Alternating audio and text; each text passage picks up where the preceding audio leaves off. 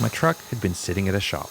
A broken part had stopped me in my tracks, requiring a quick trail fix, a tow truck, and a few days waiting on parts. But after having it fixed, we were airing down, ready for more exploring and camping. Well, we're back out. We did lose 4 full days of travel time, and unfortunately it cost me over $1,000. Most of that was tow truck fees. But the guys at Summit 4x4 were amazing. They basically got me in as soon as the part came in, so I'm able to get back out on the trail as soon as possible. Because I lost 4 days, I'm going to have to cut off a few sections of this route. But there was one particular trail in Sedona that I wanted to do, and that's where we're at today. Starting just off the interstate, I actually got to cross underneath it. The route that I'd put together was halfway between Flagstaff and Sedona and was created by stringing together a series of curated trails from Onyx Maps, the first of which was the aptly named Graffiti Tunnel.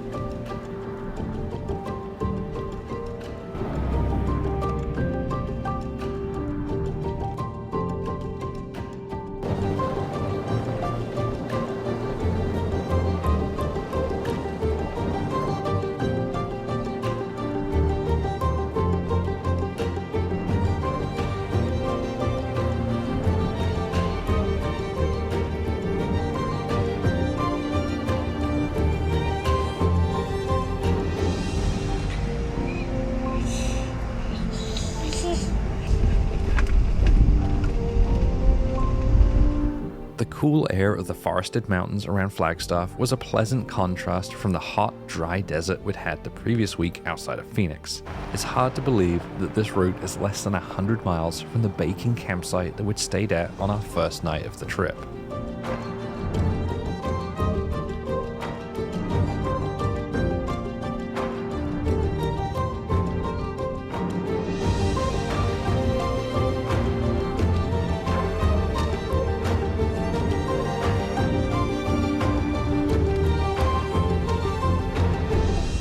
Unfortunately, making videos like this is incredibly expensive, not just because I live in Kentucky and then drive out here to make the videos, but because I have things like the breakdowns happen, and they're costly to repair. In terms of a business, YouTube makes a terrible business. It does not make a lot of money. I'd say 9 out of 10 of my videos are probably a loss, and only 1 out of 10 makes a profit at the most. You know, this truck was not paid for by YouTube, it was paid for by selling my house.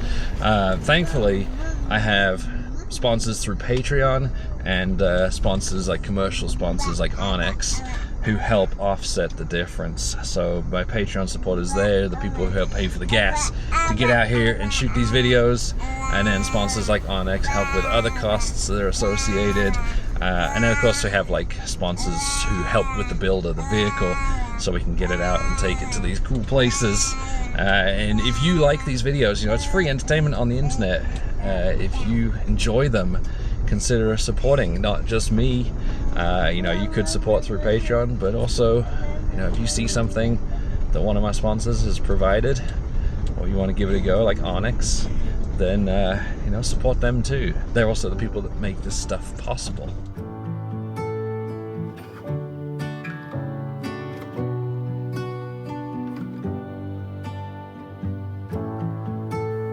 At the end of the Graffiti Tunnel loop, we crossed back under the interstate on a slightly more traveled road and picked up the Fry Park route.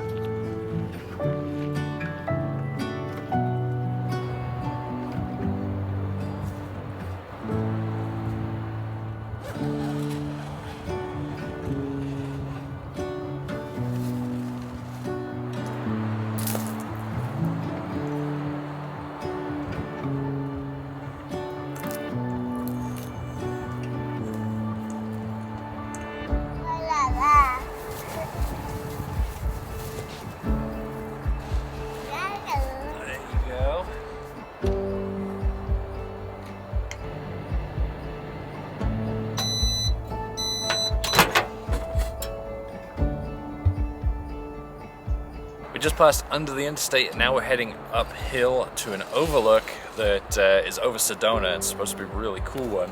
And we've stopped on the way for lunch. I just microwaved ourselves frozen pizza, so I'm waiting for that to cool down before I cut it up to share. And I tell you what, having a microwave is one of those things that people, I think, make fun of me for, but it is so nice to have, especially with a toddler. It makes meals so quick and easy, and it all runs off the power system. I did a complete video, and I'll put a link in the video in the description to the video on our power system. But basically, it's a red arc inverter and a whole red arc power system that's hooked up to 305 amp hours of Dakota lithium batteries, which is a lot of power. But you need it if you're running Starlink and microwaves and all your lights off it. So it's nice to have. Yeah. You sit down.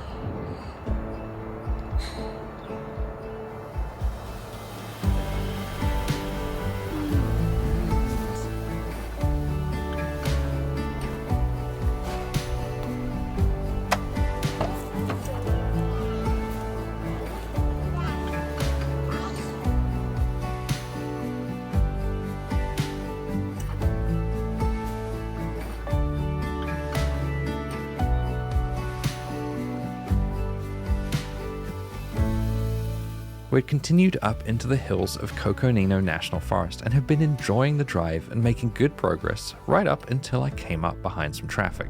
I'm currently in I guess I'm the 5th vehicle in line in this little traffic jam coming up the hill here. Got 4 vehicles ahead of me, 3 of them with trailers, going maximum of about 12 miles per hour. I was doing about double that when I came up behind them. I think I've found them on the radio.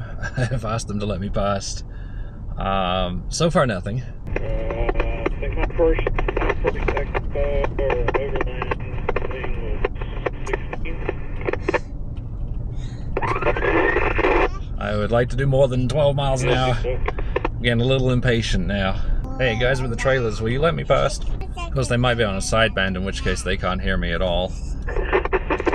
If they're on like the Midland privacy channels, then they're not going to hear my transmissions. But this has been going on for, I don't know, 45 minutes now. I've been following them through here at 5 to 12 miles an hour. They know I'm here because they talked about me on the radio. I've asked them to move over, and I guess they're on a sideband or something, or privacy channel, because they didn't respond. I'm still just following them. This is fun. What I might do, see if I can take a shortcut. We've got a split in the road coming up, where I can probably take a rougher trail and go faster than them. So I'm going to try that. This is where we see which way they go. The Onyx tracks, if that's what they're following, go straight here and loop around. However, it says there's a road to the left.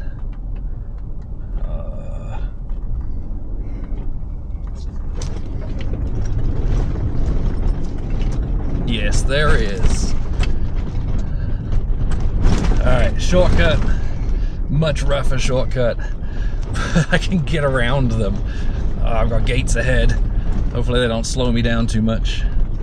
Alright, I gotta be quick, because they've got the easier road. No, I don't know if I'll fit under this.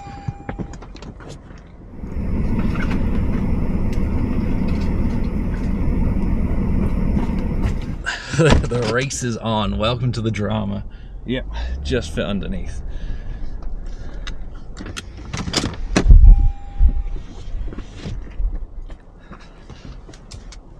I've just got to average more than, I don't know, 10 miles an hour. The Tundra I was following has just turned off and is coming along as well. I guess they had enough of following that group as well. I don't blame them at all. It's getting a little rough. I'm doing less than 12 miles an hour. I've lost the road. Where does it go here? Oh no! My shortcut didn't work. It's all overgrown. I can see the road down there. the one that I want to get to. They're gonna be passing it any second. That's so annoying. All right, time to head back up. It doesn't go through. I was trying to get out from behind that crew because I'm like, Same. I don't want to be here all day. No, they know we're there because they're on radio talking about us. Yeah, I figured. After taking them a little detour on the way back up, I noticed the group just went back the other way, so I'm not stuck behind them.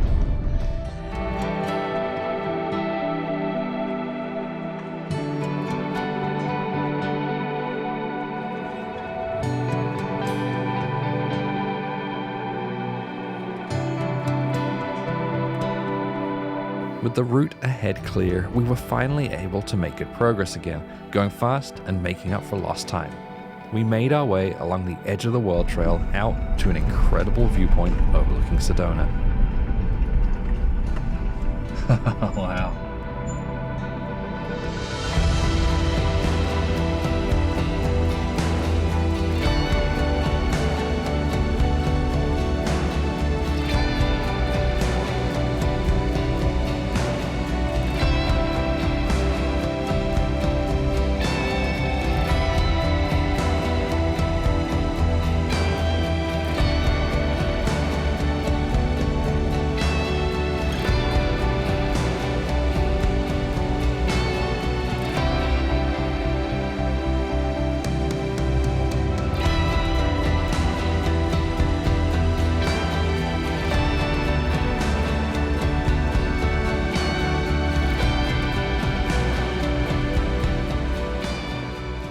Well, this is quite an incredible view over Sedona and the Sedona Valley behind me. I think if you're looking for a place to camp, this is a really cool spot because there's dozens of campsites right on the edge, all the way along this cliff edge here.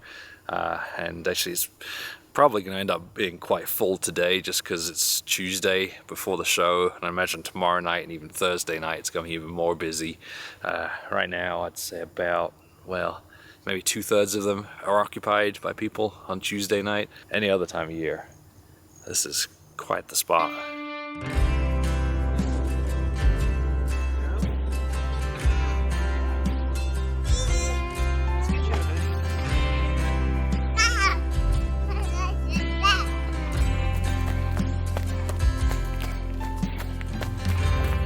There you go. There you go. How's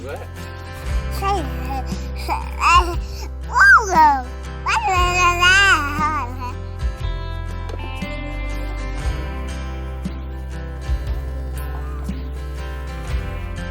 We found ourselves a really nice secluded spot in the national forest. Obviously it doesn't have the views of the cliff edge, but it's a little more toddler friendly. I can turn my back on him at least and not worry about him walking off a cliff or something like that. It's also a lot more sheltered here. I can hear the wind above us, but there's not a breath down here, so that's really nice. Actually, I really like this spot.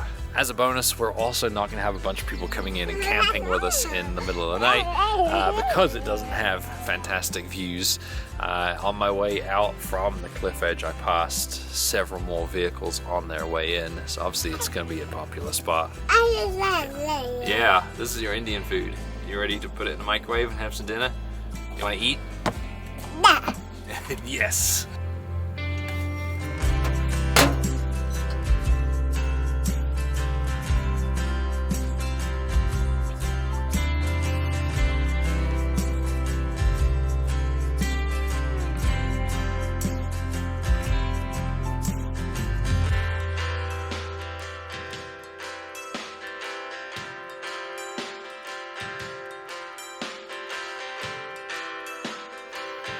That night, long after putting my son to bed, I heard the sounds of a V8 roaring in the distance.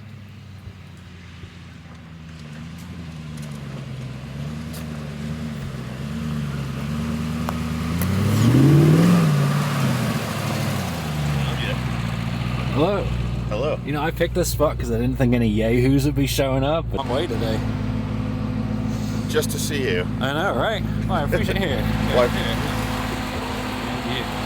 It would be like you know, tomorrow I don't have to drive. So let's get it over with. Yeah. It's only a 16-hour day. It's not no big deal.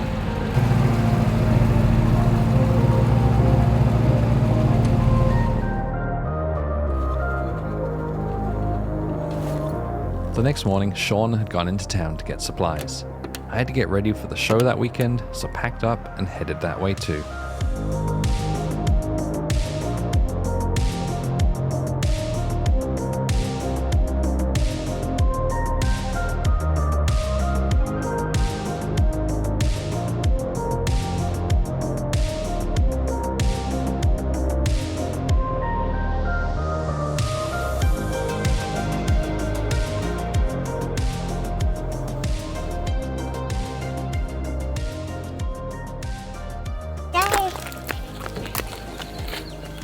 For the next few days, my truck is going to be here at the Heretic Studio booth. So here at the show, I'm picking up a couple of extra things for the vehicles. First thing is on this Tundra here. Added another handle. This is one of the Heretic Studio handles. There's a bunch of different sizes, and this one's the largest non-lit one. So this is something I can grab hold of. I want to get stuff out of the box there. And of course, this is the other handles that I've got. Had these ones for a while. These are the ones with the lights that light up a huge area down the side of the vehicle. So these are awesome. The other thing's just over there. For the Lexus GX that we just bought, we ordered the Prinsu Pro Rack, and this one's nice. It's a huge improvement. Like, I liked the old one, but this one's a huge improvement over the old one. And I like that the top bends over there. It gives you a lot more strength on it. And that's something we wanted since we're going to be putting a rooftop tent up on the rack. And the bars, the crossbars are stronger as well, just with the shape of them. They brought it with them. So it is here. I think it's in that pile there. So we're going to pick that up and probably install it over the next couple of days. We also ordered their covert front bumper for the GX. I like this one because it's so subtle. I think it's one of the best looking front bumpers for the GX. Even if it's not the highest clearance one, you do gain a little bit with the cut down there, and of course it's got the bar across, so that's going to protect it if we do end up hitting it on something. And for a little more protection, we also ordered the rock sliders for the GX. I think these things look great, but I've got to wait a little bit longer for those. It's a little bit more of a lead time. If you enjoyed this video, make sure you subscribe to the channel so you can see more like it. We are about to head back out and continue our trip to Disney out in the desert. So look for that next time. Thanks for watching.